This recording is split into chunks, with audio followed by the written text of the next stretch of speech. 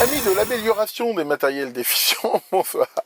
Hier, je vous ai montré la vidéo de présentation d'une petite station de soudage, la 4 en 1, qui faisait aussi alimentation et voltmètre. Je vous ai montré quelques défauts de cette partie alimentation et voltmètre. Bon, là, ce soir, j'ai beaucoup de bordel là, à ranger et tout, mais ça me titillait quand même un petit peu.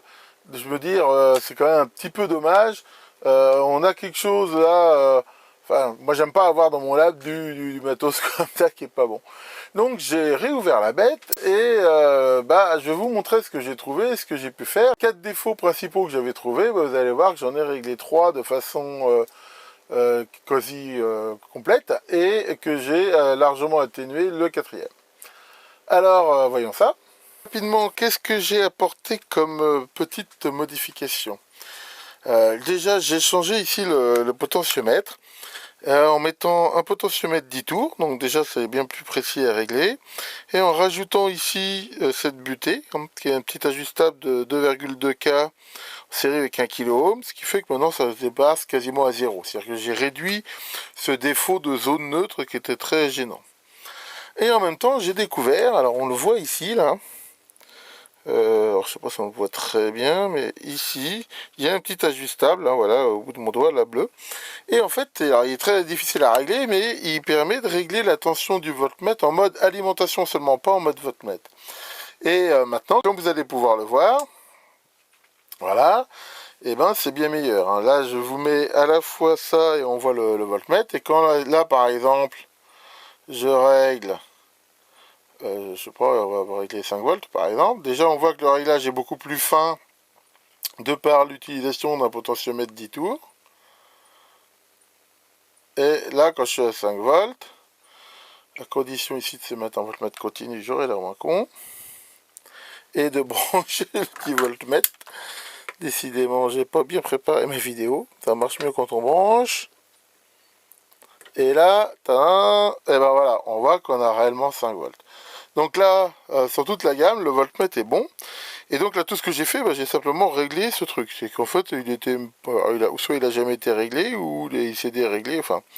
Et ici, maintenant, on voit, par exemple, voilà, si je règle quasiment au max 15 volts, on voit que j'ai quasiment 15 volts. Donc on va dire que ça règle déjà 2 des défauts de cette alimentation, à savoir donc qu'en mode alimentation, le voltmètre était faux, et le bouton ici qui avait cette grande zone de battement qui n'était pas très précis. Ensuite, je me suis attaqué au problème du voltmètre en mode ici, et alors j'avais de la chance, hein, ce serait peut-être pas toujours le cas, mais il affichait trop de tension. Donc, comment on fait pour baisser la tension d'un voltmètre qui affiche trop de tension? On rajoute une résistance en série. Et bon, ce truc-là, il a une impédance d'entrée qui est assez pourrie. Et après quelques calculs et quelques essais, j'ai vu qu'il suffisait de rajouter une résistance de 100 ohms.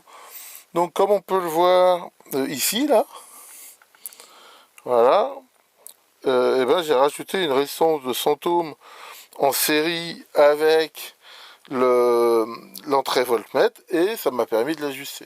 Bon, alors ça c'est 100 ohms chez moi, ça serait sans doute une autre valeur sur d'autres alimentations, mais enfin après on met un potentiomètre, on règle, enfin il y a plusieurs façons de faire. Donc voilà, maintenant il est très précis, enfin très précis, je veux dire, par rapport au nombre de chiffres après la virgule qu'il donne en mode voltmètre.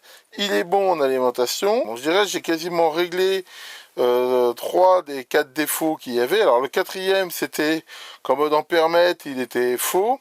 Ça a un petit peu amélioré les choses, hein, le réglage, mais c'est quand même pas top. Là pour le coup, j'ai décidé pour l'instant de laisser tomber, parce que là il faudrait démonter toute la platine, faire un peu plus de rétro-engineering. Je suis sûr qu'il y a quelque chose à faire, mais bon, là je sais qu'il y a à peu près 100 mA d'écart. Je vais vivre avec ça pour l'instant. Enfin voilà, tout ça pour faire cette toute petite vidéo un petit peu correctrice quelque part. Enfin correctrice, je corrige pas la vidéo que j'ai fait hier, c'est vrai, mais pour montrer que si certains étaient intéressés par cette alim ou la possédaient déjà, eh ben il y a quand même des petites possibilités d'amélioration très simples, sachant que rien que le problème de la tension, c'est qu'un simple réglage. Well, goodbye. Don't think it hasn't been a little slice of heaven, because it hasn't.